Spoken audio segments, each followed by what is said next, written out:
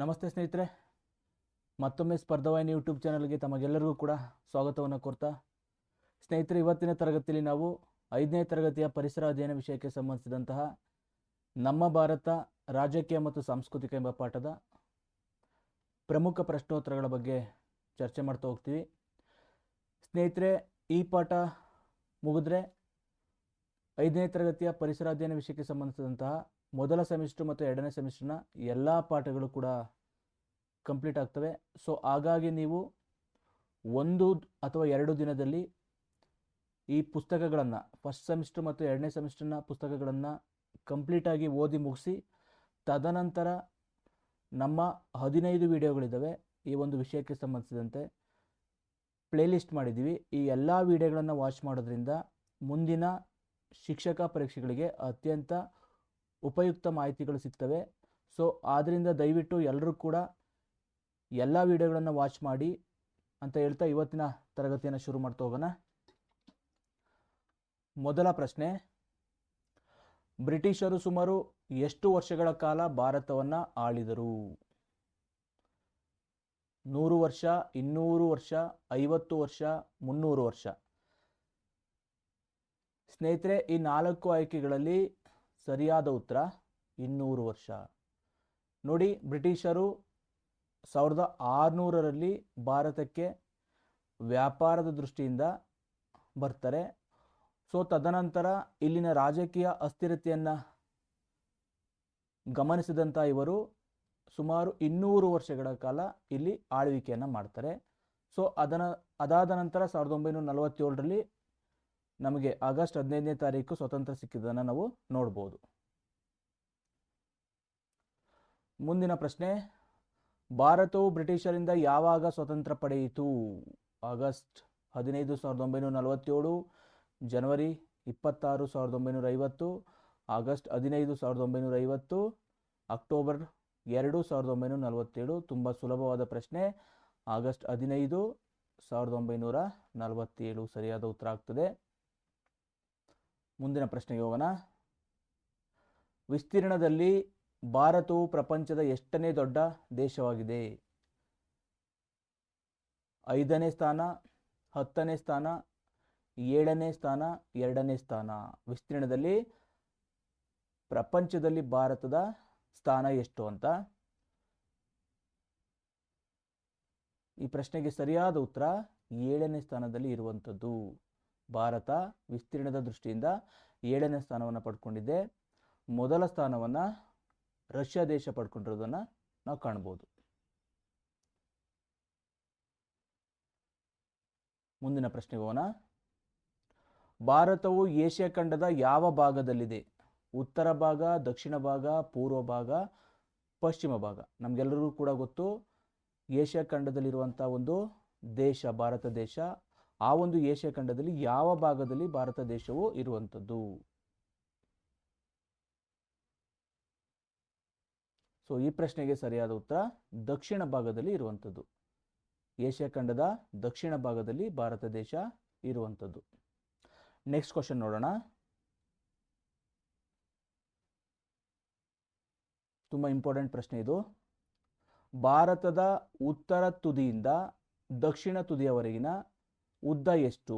ಅಂದರೆ ಕಾಶ್ಮೀರದಿಂದ ಕನ್ಯಾಕುಮಾರಿವರೆಗಿನ ಉದ್ದ ಎಷ್ಟು ಅಂತ. 2933 ಕಿಲೋಮೀಟ್ರು, 3214 ಕಿಲೋಮೀಟ್ರು, 4000 ಕಿಲೋಮೀಟರ್, 1500 ಕಿಲೋಮೀಟರ್? ಉತ್ತರ ದಕ್ಷಿಣವಾಗಿ ಭಾರತ ಎಷ್ಟು ಉದ್ದವನ್ನು ಹೊಂದಿದೆ ಅಂತ ಯಾವುದು ಸರಿಯಾದ ಉತ್ತರ ಇರ್ಬೋದು ಇದಕ್ಕೆ? ಈ ಪ್ರಶ್ನೆಗೆ ಸರಿಯಾದ ಉತ್ತರ 3214 ಕಿಲೋಮೀಟರ್. ಉತ್ತರದ ಕಾಶ್ಮೀರದಿಂದ ದಕ್ಷಿಣದ ಕನ್ಯಾಕುಮಾರಿಯವರೆಗಿನ ಭಾರತದ ಒಟ್ಟು ಉದ್ದ 3214 ಕಿಲೋಮೀಟರ್. ಈ ಪ್ರಶ್ನೆಗೆ ಆಪ್ಷನ್ 2 ಸರಿಯಾದ ಉತ್ತರ ಆಗ್ತದೆ. ಮುಂದಿನ ಪ್ರಶ್ನೆ ನೋಡೋಣ. ಭಾರತದ ಪೂರ್ವ ತುದಿಯಿಂದ ಪಶ್ಚಿಮ ತುದಿಯವರೆಗಿನ ಅಗಲ ಎಷ್ಟು? ಪೂರ್ವದ ಅಂದರೆ ಅರುಣಾಚಲ ಪ್ರದೇಶದಿಂದ ಗುಜರಾತ್ ವರೆಗಿನ ಭಾರತದ ಅಗಲ ಎಷ್ಟು ಅನ್ನೋದು ಪ್ರಶ್ನೆ. ಆಯ್ಕೆಗಳು 3214 ಕಿಲೋಮೀಟರ್, 2933 ಕಿಲೋಮೀಟರ್, 3000 ಕಿಲೋಮೀಟರ್, 2500 ಕಿಲೋಮೀಟರ್. ಯಾವುದಿರ್ಬೋದು ಸರಿಯಾದ ಉತ್ತರ? ಈ ಪ್ರಶ್ನೆಗೆ ಸರಿಯಾದ ಉತ್ತರ 2933 ಕಿಲೋಮೀಟರ್ ಅನ್ನೋದು ಸರಿಯಾದ ಉತ್ತರ ಆಗ್ತದೆ. ಮುಂದಿನ ಪ್ರಶ್ನೆ, ಭಾರತದ ಪಶ್ಚಿಮ ದಿಕ್ಕಿನಲ್ಲಿರುವ ಜಲರಾಶಿ ಯಾವುದು ಅಥವಾ ಸಮುದ್ರ ಯಾವುದು, ಸಾಗರ ಯಾವುದು ಅನ್ನೋದು. ಬಂಗಾಳ ಕೊಲ್ಲಿ, ಹಿಂದೂ ಮಹಾಸಾಗರ, ಅರಬ್ಬಿ ಸಮುದ್ರ, ಕೆಂಪು ಸಮುದ್ರ. ಪಶ್ಚಿಮ ದಿಕ್ಕಿನಲ್ಲಿರುವಂತಹ ಜಲರಾಶಿ.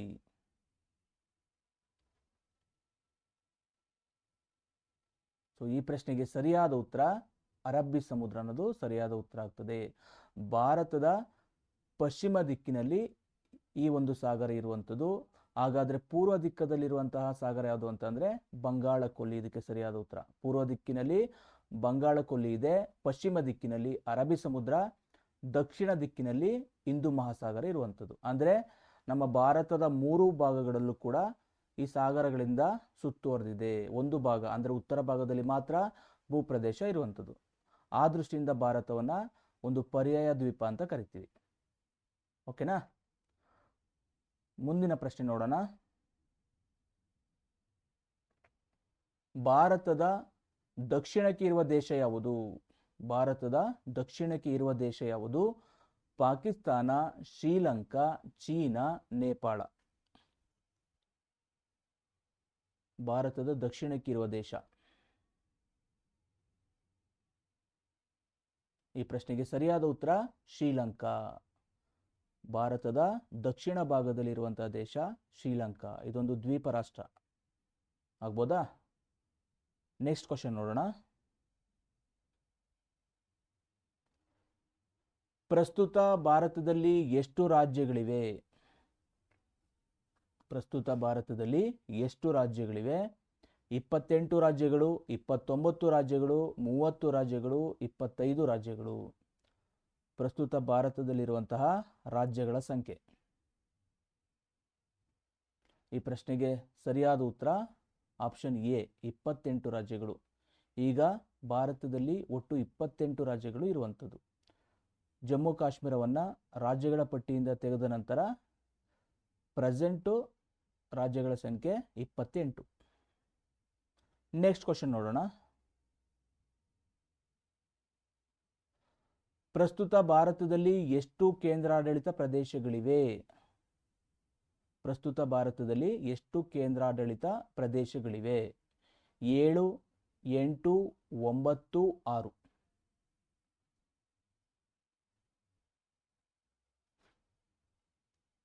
ಈ ಪ್ರಶ್ನೆಗೆ ಸರಿಯಾದ ಉತ್ತರ 8 ಕೇಂದ್ರಾಡಳಿತ ಪ್ರದೇಶ ಇರುವಂಥದ್ದು. 8 ಕೇಂದ್ರಾಡಳಿತ ಪ್ರದೇಶಗಳು. 9 ಇದ್ದೋ ದಿಯು ಮತ್ತು ದಮನ್, ದಾದ್ರಾ ಮತ್ತು ನಗರ ಹವೇಲಿ ಎನ್ನುವಂಥ ಕೇಂದ್ರಾಡಳಿತ ಪ್ರದೇಶಗಳನ್ನು ಏನು ಮಾಡ್ತಾರೆ, ವಿಲೀನಗೊಳಿಸೋದ್ರಿಂದ 9 ಇದ್ದಂಥ ಕೇಂದ್ರಾಡಳಿತ ಪ್ರದೇಶಗಳು ಪ್ರೆಸೆಂಟು 8 ಇರುವಂಥದ್ದು. ಓಕೆನಾ? ನೆಕ್ಸ್ಟ್ ಕ್ವಶನ್ ನೋಡೋಣ. ಭಾರತದ ರಾಜಧಾನಿ ಯಾವುದು? ತುಂಬ ಸರಳವಾದ ಪ್ರಶ್ನೆ. ಮುಂಬೈ, ಬೆಂಗಳೂರು, ನವದೆಹಲಿ, ಕಲ್ಕತ್ತಾ. ಭಾರತದ ರಾಜಧಾನಿ ನವದೆಹಲಿ. ನೆಕ್ಸ್ಟ್ ಕ್ವಶನ್ ನೋಡೋಣ. ವಿಸ್ತೀರ್ಣದಲ್ಲಿ ಭಾರತದ ಅತಿ ದೊಡ್ಡ ರಾಜ್ಯ ಯಾವುದು? ಪದೇ ಪದೇ ಕೇಳ್ತಿರುವಂಥ ಪ್ರಶ್ನೆ ಇದು. ತುಂಬ ಪ್ರಮುಖವಾದ ಪ್ರಶ್ನೆ ಆಗ್ತದೆ. ವಿಸ್ತೀರ್ಣದಲ್ಲಿ ಭಾರತದಲ್ಲಿ ಅತಿ ದೊಡ್ಡ ರಾಜ್ಯ ಯಾವುದು? ಗೋವಾ, ರಾಜಸ್ಥಾನ, ಕರ್ನಾಟಕ, ಉತ್ತರ ಪ್ರದೇಶ. ವಿಸ್ತೀರ್ಣದಲ್ಲಿಯೇ ದೊಡ್ಡ ರಾಜ್ಯ. ಸರಿಯಾದ ಉತ್ತರ ರಾಜಸ್ಥಾನ. ನಮ್ಮ ಭಾರತದ ಅತ್ಯಂತ ದೊಡ್ಡ ರಾಜ್ಯ ರಾಜಸ್ಥಾನ. Next question. ವಿಸ್ತೀರ್ಣದಲ್ಲಿ ಭಾರತದ ಅತಿ ಚಿಕ್ಕ ರಾಜ್ಯ ಯಾವುದು? ವಿಸ್ತೀರ್ಣದಲ್ಲಿ ಭಾರತದ ಅತಿ ಚಿಕ್ಕ ರಾಜ್ಯ ಯಾವುದು? ಸಿಕ್ಕಿಂ, ಗೋವಾ, ಕೇರಳ, ಮಣಿಪುರ. ಅತಿ ಚಿಕ್ಕ ರಾಜ್ಯ. ಈ ಪ್ರಶ್ನೆಗೆ ಸರಿಯಾದ ಉತ್ತರ ಗೋವಾ. ಗೋವಾ ಅನ್ನೋದು ಸರಿಯಾದ ಉತ್ತರ ಆಗ್ತದೆ. ಅತ್ಯಂತ ಚಿಕ್ಕ ರಾಜ್ಯ ಭಾರತದಲ್ಲಿ ಗೋವಾ ರಾಜ್ಯ. ನೆಕ್ಸ್ಟ್ ಕ್ವಶನ್, ಭಾರತದ ಸಂವಿಧಾನವು ಎಷ್ಟು ಭಾಷೆಗಳಿಗೆ ಅಧಿಕೃತ ಮಾನ್ಯತೆ ನೀಡಿದೆ? ಭಾರತದ ಸಂವಿಧಾನದಲ್ಲಿ ಎಷ್ಟು ಭಾಷೆಗಳನ್ನು ಅಧಿಕೃತವಾಗಿ ಬಳಸಲಾಗ್ತದೆ ಅಂತ? 15, 22, 18, 25. ಈ ಪ್ರಶ್ನೆಗೆ ಸರಿಯಾದ ಉತ್ತರ 22 ಭಾಷೆಗಳನ್ನು ಬಳಸ್ತಿರುವಂಥದ್ದು. ಅಧಿಕೃತವಾಗಿ ಭಾರತ ಸಂವಿಧಾನದಲ್ಲಿ 22 ಭಾಷೆಗಳನ್ನು ಬಳಸುವಂಥದ್ದು. ನೋಡಿ, ಭಾರತದ ಸಂವಿಧಾನದ 8ನೇ ಅನುಸೂಚಿಯಲ್ಲಿ, ಎಷ್ಟನೇ ಅನುಸೂಚಿ? 8ನೇ ಅನುಸೂಚಿಯಲ್ಲಿ 22 ಭಾಷೆಗಳನ್ನು ಅಧಿಕೃತವಾಗಿ ಗುರುತಿಸಲಾಗಿದೆ. ನೆಕ್ಸ್ಟ್ ಕ್ವಶನ್, ತುಂಬ ಸರಳವಾದ ಪ್ರಶ್ನೆ. ಕರ್ನಾಟಕದ ರಾಜ್ಯ ಭಾಷೆ ಯಾವುದು? ತಮಿಳು, ತೆಲುಗು, ಕನ್ನಡ, ಮಲಯಾಳಂ. ಕನ್ನಡ ಸರಿಯಾದ ಉತ್ತರ. ನೆಕ್ಸ್ಟ್ ಕ್ವಶನ್ ನೋಡೋಣ. ಯಕ್ಷಗಾನ ಯಾವ ರಾಜ್ಯದ ಪ್ರಮುಖ ನೃತ್ಯ ಕಲೆಯಾಗಿದೆ? ಯಕ್ಷಗಾನವನ್ನು ಯಾವ ರಾಜ್ಯದಲ್ಲಿ ಪ್ರಮುಖ ನೃತ್ಯ ಕಲೆಯಾಗಿ ನಡೆಸುವಂಥದ್ದು ಅಂತ? ಕೇರಳ, ತಮಿಳುನಾಡು, ಕರ್ನಾಟಕ, ಒಡಿಸ್ಸಾ. ತುಂಬ ಸರಳವಾದ ಪ್ರಶ್ನೆ. ಯಕ್ಷಗಾನ ಅಂದಡಿಕೆ ನಮಗೆ ದಕ್ಷಿಣ ಕನ್ನಡದ ಭಾಗದಲ್ಲಿ ಅಥವಾ ಕರಾವಳಿ ಭಾಗ ನೆನಪಿಗೆ ಬರುವಂಥದ್ದು. ಇದು ನಮ್ಮ ಕರ್ನಾಟಕದ ಒಂದು ನೃತ್ಯ ಕಲೆ ಆಗಿರುವಂಥದ್ದು ಯಕ್ಷಗಾನ. ಹೌದಾ? ಮುಂದಿನ ಪ್ರಶ್ನೆ ನೋಡೋಣ. ಭರತನಾಟ್ಯ ಯಾವ ರಾಜ್ಯಕ್ಕೆ ಸೇರಿದ ಶಾಸ್ತ್ರೀಯ ನೃತ್ಯವಾಗಿದೆ? ಭರತನಾಟ್ಯ ಅನ್ನುವಂಥ ನೃತ್ಯ ಯಾವ ರಾಜ್ಯಕ್ಕೆ ಸೇರಿದಂಥ ಒಂದು ಶಾಸ್ತ್ರೀಯ ನೃತ್ಯ? ಕೇರಳ, ತಮಿಳುನಾಡು, ಆಂಧ್ರ ಪ್ರದೇಶ, ಅಸ್ಸಾಂ. ಇವೆಲ್ಲವೂ ಕೂಡ ಪ್ರಮುಖವಾದ ಪ್ರಶ್ನೆಗಳು. ಸೊ ಹಾಗಾಗಿ ಈ ಪ್ರಶ್ನೆಗೆ ಸರಿಯಾದ ಉತ್ತರ ತಮಿಳುನಾಡು ಅನ್ನುವುದು ಸರಿಯಾದ ಉತ್ತರ ಆಗ್ತದೆ. ನೋಡಿ, ತಮಿಳುನಾಡು ರಾಜ್ಯದ ಭರತನಾಟ್ಯ ನೃತ್ಯವು ಪ್ರಸಿದ್ಧಿಯಾಗಿರುವಂಥದ್ದು. ನೆಕ್ಸ್ಟ್ ಕ್ವಶನ್ ನೋಡೋಣ. ಕಥಕ್ಕಳಿ ಯಾವ ರಾಜ್ಯದ ಪ್ರಸಿದ್ಧ ನೃತ್ಯ ಪ್ರಕಾರ? ನೋಡಿ, ಇವೆಲ್ಲವೂ ಕೂಡ ತುಂಬ ಇಂಪಾರ್ಟೆಂಟ್ ಆದ ಪ್ರಶ್ನೆಗಳು. ಕರ್ನಾಟಕ, ಕೇರಳ, ಮಣಿಪುರ, ಪಂಜಾಬ್. ಕಥಕ್ಕಳಿಯನ್ನು ಯಾವ ರಾಜ್ಯದಲ್ಲಿ ನೃತ್ಯ ಪ್ರಕಾರವಾಗಿ ಬಳಸ್ತಾರೆ ಅಂತ? ಸೊ ಈ ಪ್ರಶ್ನೆಗೆ ಸರಿಯಾದ ಉತ್ತರ ಕೇರಳ. ಕೇರಳ ರಾಜ್ಯದಲ್ಲಿ ಕಥಕ್ಕಳಿ ಫೇಮಸ್ ಆಗಿರುವಂಥದ್ದು. ಸೊ ಅದೇ ರೀತಿ ಇನ್ನೊಂದು ನೃತ್ಯ ಪ್ರಕಾರ ಇದೆ. ಅದು ಯಾವುದು ಕೇರಳದಲ್ಲಿ ಅಂತಂದರೆ ಮೋಹಿನಿ ಅಟ್ಟಂ ಅಂತ. ಅದು ಕೂಡ ಕೇರಳದ ಒಂದು ಪ್ರಸಿದ್ಧ ನೃತ್ಯ ಪ್ರಕಾರ ಆಗಿರುವಂಥದ್ದು. ಮುಂದಿನ ಪ್ರಶ್ನೆ ನೋಡೋಣ. ಭಾರತದ ರಾಷ್ಟ್ರೀಯ ಸಂಗೀತ ಯಾವುದು? ಕರ್ನಾಟಕ ಸಂಗೀತ, ಹಿಂದೂಸ್ತಾನಿ ಸಂಗೀತ, ಜನಪದ ಸಂಗೀತ. ಇವೆಲ್ಲವೂ ಭಾರತದ ಸಂಗೀತ ಪರಂಪರೆಗಳು. ಸ್ನೇಹಿತರೆ, ಏನಂದರೆ ಭಾರತದಲ್ಲಿ ಯಾವ ಒಂದು ನೃತ್ಯ ಪ್ರಕಾರವನ್ನು ರಾಷ್ಟ್ರೀಯ ಸಂಗೀತ ಅಂತ ಗುರುತಿಸಿಲ್ಲ. ಸೊ ಹಾಗಾಗಿ ಇವೆಲ್ಲವೂ ಕೂಡ, ಮೇಲಿನ ಎಲ್ಲವೂ ಕೂಡ ಭಾರತದ ಸಂಗೀತದ ಪ್ರಕಾರಗಳು ಅಂತ ಹೇಳ್ಬೋದು. ಆಗ್ಬೋದಾ? ಕರ್ನಾಟಕ ಸಂಗೀತ ಆಗಿರ್ಬೋದು, ಹಿಂದೂಸ್ತಾನಿ ಸಂಗೀತ, ಜನಪದ ಸಂಗೀತಗಳು, ಇವೆಲ್ಲವೂ ಕೂಡ ಭಾರತದಲ್ಲಿ ಅಸ್ತಿತ್ವದಲ್ಲಿ ಇರುವಂತಹ ಸಂಗೀತ ಪ್ರಕಾರಗಳು. ನೆಕ್ಸ್ಟ್ ಕ್ವಶನ್, ಕುಚಿಪುಡಿ ಯಾವ ರಾಜ್ಯದ ನೃತ್ಯ ಪ್ರಕಾರ? ತಮಿಳುನಾಡು, ಆಂಧ್ರ ಪ್ರದೇಶ, ಒಡಿಸ್ಸಾ, ಉತ್ತರ ಪ್ರದೇಶ. ಕುಚಿಪುಡಿ ಯಾವ ರಾಜ್ಯದ ನೃತ್ಯ ಪ್ರಕಾರ? ಈ ಪ್ರಶ್ನೆಗೆ ಸರಿಯಾದ ಉತ್ತರ ಆಂಧ್ರ ಪ್ರದೇಶ ಅನ್ನೋದು ಸರಿಯಾದ ಉತ್ತರ ಆಗ್ತದೆ. ಸ್ನೇಹಿತರೆ, ಇವೆಲ್ಲವೂ ಕೂಡ ತುಂಬ ಇಂಪಾರ್ಟೆಂಟ್ ಕ್ವಶನ್ಗಳಾಗ್ತವೆ. ಸೊ ಆದ್ದರಿಂದ ಈ ಪ್ರಶ್ನೆಗೆ ಆಂಧ್ರ ಪ್ರದೇಶ ಅನ್ನೋದು ಸರಿಯಾದ ಉತ್ತರ ಆಗ್ತದೆ. ಕುಚಿಪುಡಿಯು ಆಂಧ್ರ ಪ್ರದೇಶದ ಒಂದು ನೃತ್ಯ ಪ್ರಕಾರ. ನೆಕ್ಸ್ಟ್ ಕ್ವಶನ್ ನೋಡೋಣ. ವಿಶ್ವವಿಖ್ಯಾತ ಸ್ಮಾರಕ ತಾಜ್ ಮಹಲ್ ಎಲ್ಲಿದೆ? ದೆಹಲಿ, ಆಗ್ರಾ, ಮುಂಬೈ, ಜೈಪುರ. ತಾಜ್ ಮಹಲ್ ಎಲ್ಲಿದೆ ಅಂತ? ಸೊ ಈ ಪ್ರಶ್ನೆಗೆ ಸರಿಯಾದ ಉತ್ತರ ಆಗ್ರಾ. ಉತ್ತರ ಪ್ರದೇಶದ ಆಗ್ರಾದಲ್ಲಿ ತಾಜ್ ಮಹಲ್ ಇರುವಂಥದ್ದು. ನೆಕ್ಸ್ಟ್ ಕ್ವಶನ್, ಕರ್ನಾಟಕದ ಹಂಪಿಯಲ್ಲಿರುವ ಪ್ರಸಿದ್ಧ ಸ್ಮಾರಕ ಯಾವುದು? ಗೋಲ್ ಗುಮ್ಮಟ, ವಿರೂಪಾಕ್ಷ ದೇವಾಲಯ, ಮೈಸೂರು ಅರಮನೆ, ಬೇಲೂರು ದೇವಾಲಯ. ಈ ಪ್ರಶ್ನೆಗೆ ಸರಿಯಾದ ಉತ್ತರ ವಿರೂಪಾಕ್ಷ ದೇವಾಲಯ, ಹಂಪಿಯಲ್ಲಿ ಇರುವಂಥದ್ದು. ವಿಜಯನಗರ ಕಾಲಕ್ಕೆ ಸಂಬಂಧಿಸಿದಂಥ ಒಂದು ಪ್ರಖ್ಯಾತಿಯನ್ನು ಪಡೆದಿರುವಂಥ ದೇವಾಲಯ ವಿರೂಪಾಕ್ಷ ದೇವಾಲಯ. ನೋಡಿ, ವಿಜಯನಗರ ಸಾಮ್ರಾಜ್ಯದ ರಾಜಧಾನಿಯಾಗಿದ್ದಂತಹ ಹಂಪಿಯಲ್ಲಿ ಈ ವಿರೂಪಾಕ್ಷ ದೇವಾಲಯ ಇರುವಂಥದ್ದು. ನೆಕ್ಸ್ಟ್ ಕ್ವಶನ್, ಭಾರತದ ರಾಷ್ಟ್ರಗೀತೆ ಜನಗಣ ಮನ ಬರೆದವರು ಯಾರು? ತುಂಬ ಸರಳವಾದ ಪ್ರಶ್ನೆ. ಬಂಕಿಮಚಂದ್ರ ಚಟರ್ಜಿ, ರವೀಂದ್ರನಾಥ್ ಟ್ಯಾಗೋರ್, ಕುವೆಂಪು, ಸರೋಜಿನಿ ನಾಯ್ಡು. ಭಾರತದ ರಾಷ್ಟ್ರಗೀತೆಯನ್ನು ಬರೆದವರು ರವೀಂದ್ರನಾಥ್ ಟ್ಯಾಗೋರ್. ಈ ಪ್ರಶ್ನೆಗೆ ಆಪ್ಷನ್ ಬಿ ಸರಿಯಾದ ಉತ್ತರ. ಅದೇ ರೀತಿ ರವೀಂದ್ರನಾಥ್ ಟ್ಯಾಗೋರ್ ಅವರು ಬಾಂಗ್ಲಾದೇಶದ ರಾಷ್ಟ್ರಗೀತೆಯನ್ನು ಕೂಡ ರಚನೆ ಮಾಡಿದವರು. ಸೊ ಎರಡೂ ದೇಶದ ರಾಷ್ಟ್ರಗೀತೆಯನ್ನು ಅಂದರೆ ಭಾರತ ಮತ್ತು ಬಾಂಗ್ಲಾದೇಶದ ರಾಷ್ಟ್ರಗೀತೆಯನ್ನು ರಚನೆ ಮಾಡಿದಂಥವರು ರವೀಂದ್ರನಾಥ್ ಟ್ಯಾಗೋರ್ ಅವರು. ನೆಕ್ಸ್ಟ್ ಕ್ವಶನ್, ಸಂವಿಧಾನ ಶಿಲ್ಪಿ ಎಂದು ಯಾರನ್ನು ಕರೆಯುತ್ತಾರೆ? ಸಂವಿಧಾನ ಶಿಲ್ಪಿ ಎಂದು ಯಾರನ್ನು ಕರೆಯುತ್ತಾರೆ? ತುಂಬ ಸರಳವಾದ ಪ್ರಶ್ನೆ. Mahatma Gandhi, doctor B R Ambedkar, Jawaharlal Nehru, Sardar Patel. ಇದಕ್ಕೆ ಸರಿಯಾದ ಉತ್ತರ ಡಾಕ್ಟರ್ ಬಿ ಆರ್ ಅಂಬೇಡ್ಕರ್ ಅನ್ನೋದು ಸರಿಯಾದ ಉತ್ತರ ಆಗ್ತದೆ. ನೆಕ್ಸ್ಟ್ ಕ್ವಶನ್ ನೋಡೋಣ. ವಿವಿಧತೆಯಲ್ಲಿ ಏಕತೆ ಎಂಬುದು ಯಾವುದರ ವಿಶೇಷ ಲಕ್ಷಣ? ಯಾವ ದೇಶದಲ್ಲಿ ಈ ಒಂದು ವಿವಿಧತೆಯಲ್ಲಿ ಏಕತೆ ಅನ್ನುವಂಥ ಒಂದು ಲಕ್ಷಣ ಇರುವಂಥದ್ದು? America, Bharat, Britain, Japan. ಈ ಪ್ರಶ್ನೆಗೆ ಸರಿಯಾದ ಉತ್ತರ ನಮ್ಮ ದೇಶ ಭಾರತ ದೇಶದಲ್ಲಿ ವೈವಿಧ್ಯತೆಯಲ್ಲಿ ಏಕತೆಯನ್ನು ಕಾಣುವಂಥದ್ದು. ಅಂದರೆ ನಮ್ಮ ದೇಶದಲ್ಲಿ ಯಾವುದೇ ಭಾಷೆ ಇರಲಿ, ಯಾವುದೇ ಜನಾಂಗ ಇರಲಿ, ಜಾತಿ ಇರಲಿ, ಉಡುಗೆ ತೊಡುಗೆ ಇರಲಿ, ಆಹಾರ ಕ್ರಮದಲ್ಲಿ ಬದಲಾವಣೆಗಳಿದ್ರೂ ಕೂಡ ನಾವೆಲ್ಲರೂ ಕೂಡ ಒಂದೇ ಅನ್ನೋ ಭಾವನೆಯಲ್ಲಿ ಬದುಕುವಂಥದ್ದನ್ನು ವಿವಿಧತೆಯಲ್ಲಿ ಏಕತೆ ಅಂತ ಕರೆಯುವಂಥದ್ದು.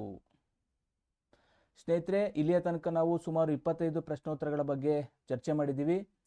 ಇಲ್ಲಿಗೆ 5ನೇ ತರಗತಿಯ ಪರಿಸರ ಅಧ್ಯಯನ ವಿಷಯಕ್ಕೆ ಸಂಬಂಧಿಸಿದಂಥ ಎಲ್ಲ ಪಾಠಗಳನ್ನು ಕೂಡ ಕಂಪ್ಲೀಟ್ ಮಾಡಿದ್ದೀವಿ.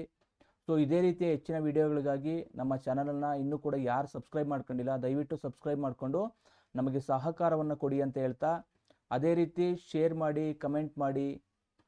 ಜೊತೆಗೆ PDF ನೋಟ್ಸ್ ಅವಶ್ಯಕತೆ ಇದ್ದರೆ ಸ್ಪರ್ಧಾವಾಹಿನಿ ಟೆಲಿಗ್ರಾಮ್ ಚಾನಲ್ನ ಜಾಯ್ನ್ ಆಗಿ ಈ ಎಲ್ಲ ಚಾಪ್ಟರ್ಗಳ PDF ನೋಟ್ಸನ್ನು ಅಲ್ಲಿ ಅಪ್ಲೋಡ್ ಮಾಡಿರ್ತೀವಿ. ನೀವು ಅದನ್ನು ಪಡ್ಕೊಂಡು ನಿಮ್ಮ ತಯಾರಿಯನ್ನು ಮುಂದುವರಿಸ್ಬೋದು ಅಂತ ಹೇಳ್ತಾ ಇವತ್ತಿನ ತರಗತಿಯನ್ನು ಮುಗಿಸ್ತಿದ್ದೀನಿ. ಎಲ್ಲರಿಗೂ ನಮಸ್ಕಾರ.